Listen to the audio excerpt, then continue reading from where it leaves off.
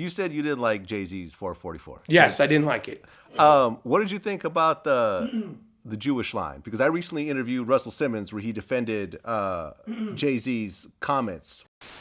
Too many times we point the finger rather than have a dialogue. You know, I was never a fan of the ADL when Abe Foxman worked there. I like Jonathan Greenblatt, but Abe Foxman would be quick to point out things that were easy to discuss in private, publicly.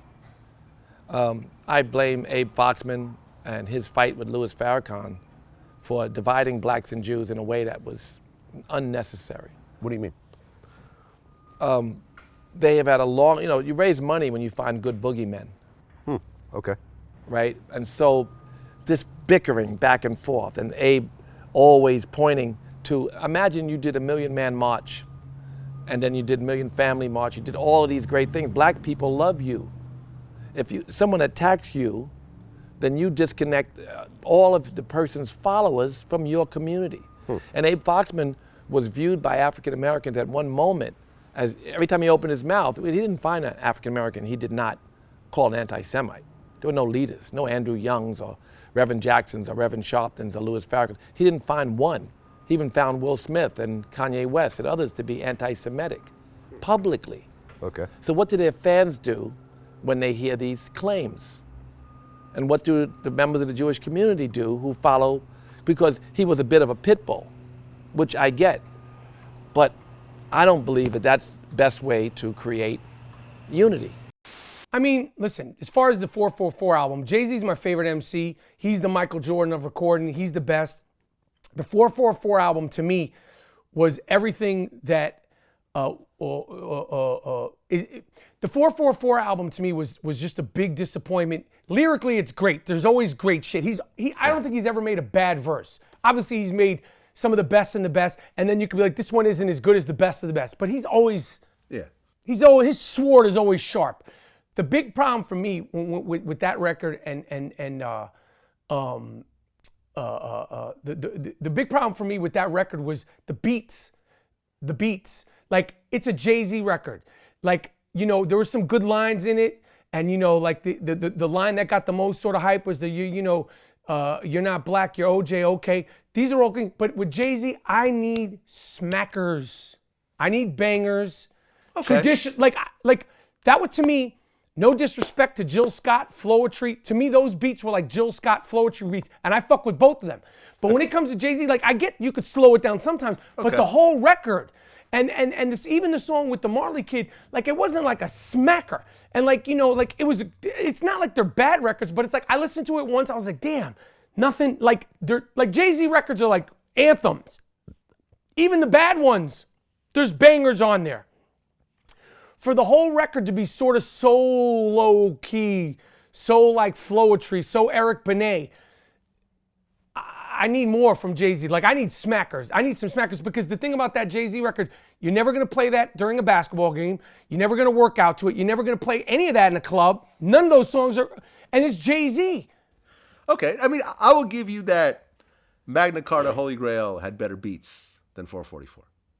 Had better bangers. Yeah, like Fuck With Me, You Know I Got It. That was like, wow, like that beat. There's I fucked with that record. Yeah. There's a lot of good songs. And it was on being. there. I remember I was out in the clubs during the time when it came out. It was being played in the clubs. There's joints on that song, and even the joint with that RZA, Me and the RZA Connected. That was a slow song, but like, it was like smack. Like, that beat was a smacker. Like, you know, the fucking Otis song. Like, there's no one Otis. Like, this is JayZ. Otis wasn't on that album. It wasn't on that record? That was on the Kanye record. It's okay. Watch the Throne. Okay. I'm getting old. But I'm just saying, there was no smackers. There's not one smacker on that record. Do you feel that was anti-Semitic or not? I personally don't feel it was anti-Semitic. I don't feel like it was anti-Semitic. Listen, I'm not one of these people that draws the line like, you're anti-Semitic. You like, I think that race and race conversations and race, understanding, you can say something to me if you're a black guy that makes me uncomfortable, and then I could question or say something to you that you're a Spanish guy that makes you uncomfortable. Like, until we're able to sort of walk into the discomfort, and share your thoughts and your feelings and all that stuff, things aren't going to get better. It's like when you're repressing them and holding them and not discussing. Like, having conversations about race are uncomfortable. Change is uncomfortable. If you're in this studio shooting VladTV and you go, fuck, I gotta move studios, that's a pain in the ass. Okay. It's uncomfortable. Now, it's not a social change, but change is uncomfortable. Buying a new car is uncomfortable. Going from Nike to Adidas is a change. Changing doctors from one, like, change is uncomfortable. Social changes and political changes they're uncomfortable. The whole thing with Kaepernick and the kneeling and, people want to sentimentalize Muhammad Ali and sentimentalize Jackie Robinson and Kareem Abdul-Jabbar and all these things from the past. These guys were fucking villains back then.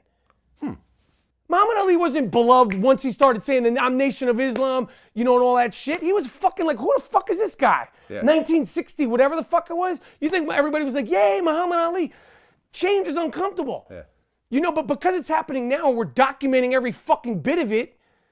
And then we're social media and we're all fucking have opinions like me, you, everybody's got a fucking opinion. We want to try to this ain't gonna happen. No, it's fucking happening. Well, you know what I think it is that even though it's not obvious on the surface level, is that I don't think there's any such thing as a good stereotype. You see what I'm saying? Because the stereotype of all Jews are rich. No. The backhand behind it is they're rich because they stole from everyone else. Fuck you see that. What I'm saying? I don't think there's good things with stereotypes, but stereotypes. Listen, I'm a stereotype. Jews, we have our stereotypes. I could say Jewish stereotypes. We fucking love bagels, cream cheese, and lox. That's a true thing for me. So if somebody says, I'm not offended by that stereotype because that's real. Somebody say Jews are historically very phlegm-based men. I'm a very phlegm-based man. So if somebody says, oh, those fucking Jews, they always have a lot of phlegm. I'm like, yeah, I'm not offended by that. Somebody might be offended by it.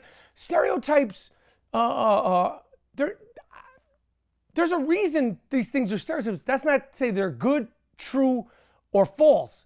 But this is just the way we are. We're not all the same. And it's okay to not be all the same. Black people are not white people. Chinese people are not black people, and so on and so forth and so on.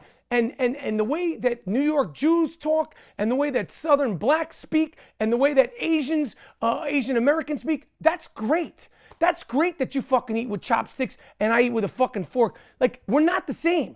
Black people don't eat the same shit sometimes at home as fucking Jews. Hasidic Jews and kosher Jews don't eat the same way I eat. The differences are fantastic. Trying to sort of, act like we're all the same thing is bullshit. Women's rights is the same thing. Women deserve all the rights, but to try to act like men and women are the same, there's no women in the NBA. The reason why is because that's just not the way God made us. And I haven't shot a baby out of my fucking dick because that's not the way God made us. We're not the fucking same. It took me a second to figure. We're not the same. Women and men are not the same. We should get the same rights, but we're not the same. And it's if we want men's and equal rights and men and women and all that stuff, should we not open the door for women? And if there's an emergency, should we no longer say women and children first? Should it just be children first and then everybody fucking free for all? Where does it end? Yeah. You have to embrace the differences and they're okay. People are scared of it now.